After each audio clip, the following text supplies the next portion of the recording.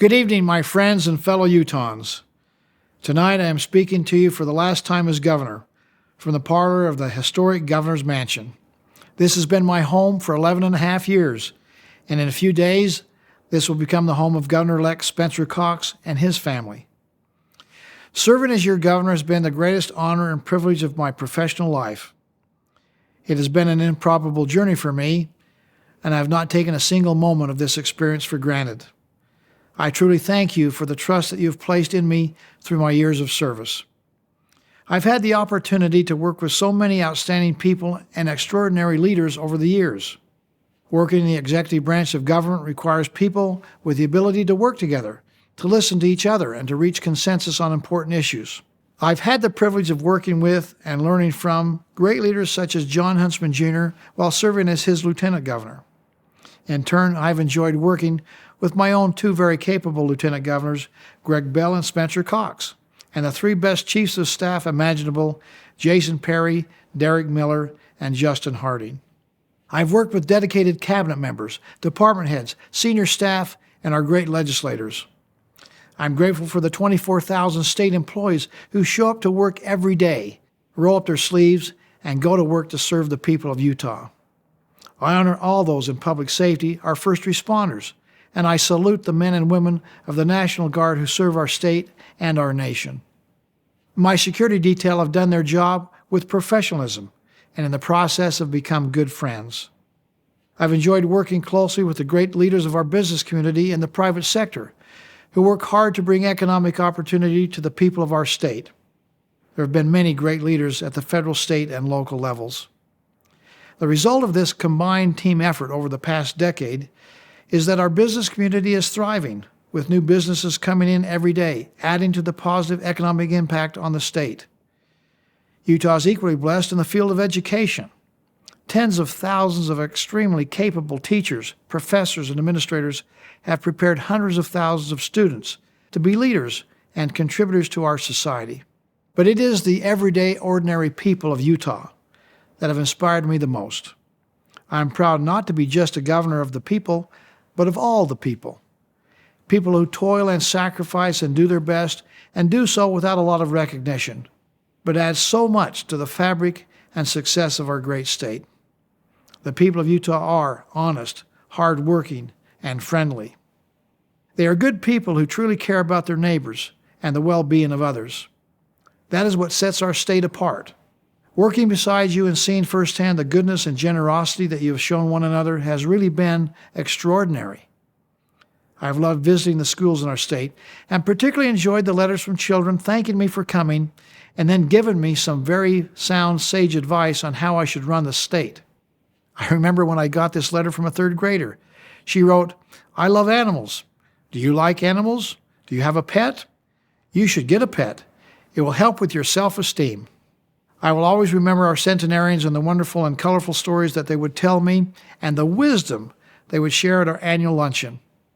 I'll remember each time that we celebrated when a new business opened or when another graduating class marched across the stage. These are great memories. But there are some memories, unfortunately, that are not always happy ones. For example, we have had our share of natural disasters, everything from earthquakes to fires to floods and windstorms. It's hard to witness the devastation and loss of homes and property.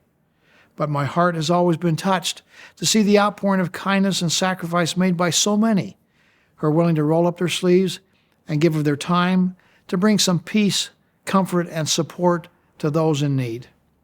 That is the culture of Utah during such calamities. We have a sense of community in Utah that is like no other in the nation. During the past 11 and a half years, we have witnessed unprecedented growth here in Utah. There are about 550,000 Utahns today who didn't live here when I was first inaugurated. And our economy has grown. Our unemployment rates have gone to record lows, and we have one of the lowest poverty rates in the nation. As others have said, this has been the best decade in Utah history. Utah has become much more than just a visitor destination. Utah is a place where people want to work and where they want to live. And so our state is growing. Growth like this has its challenges. The solutions will come as we work together in a spirit of common decency and mutual respect. I know this is true because when I first took the oath of office in 2009, Utah and America were in the depths of the Great Recession. We rose from that low point and built the top performing and most diverse economy in the nation. We dramatically increased funding for education and saw high school and college graduation rates steadily increase and achievement scores go up.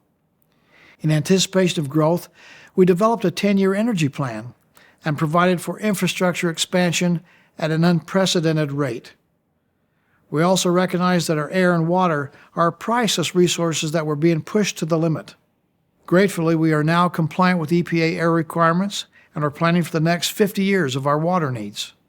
We've also made great strides in dealing with some very difficult but important issues, from education funding to Medicaid and health care.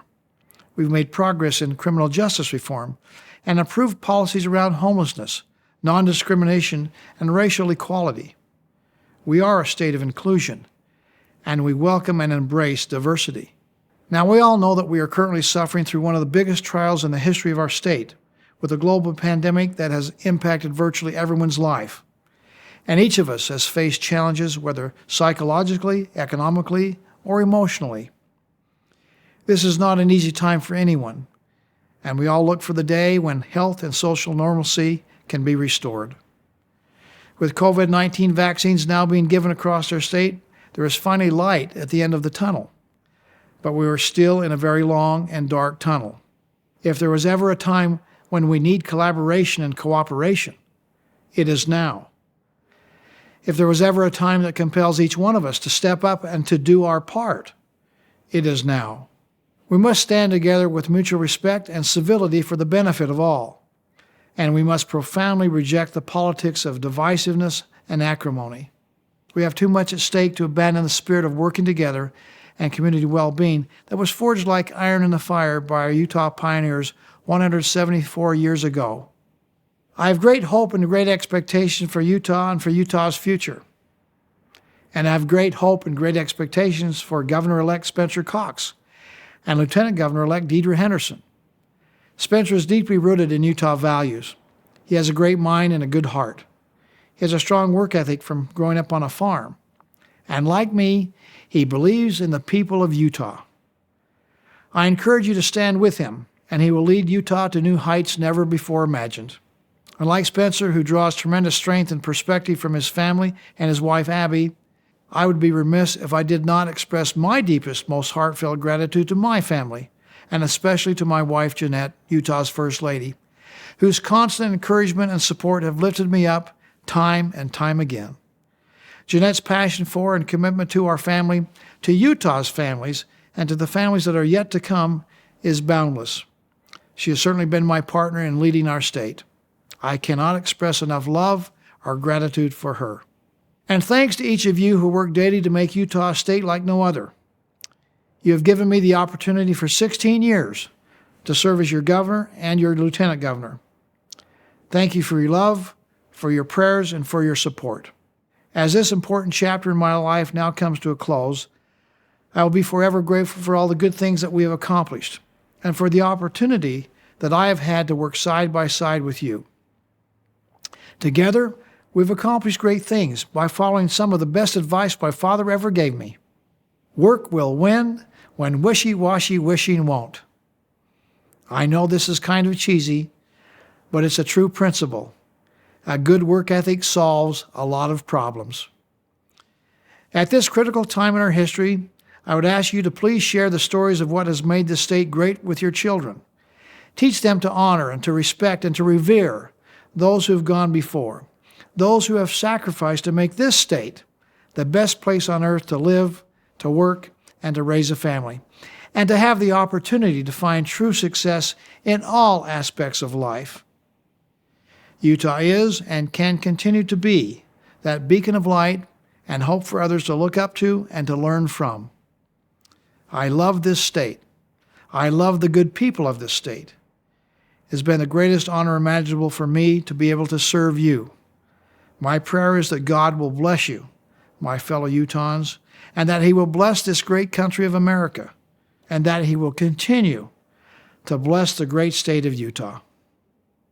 Good night and farewell.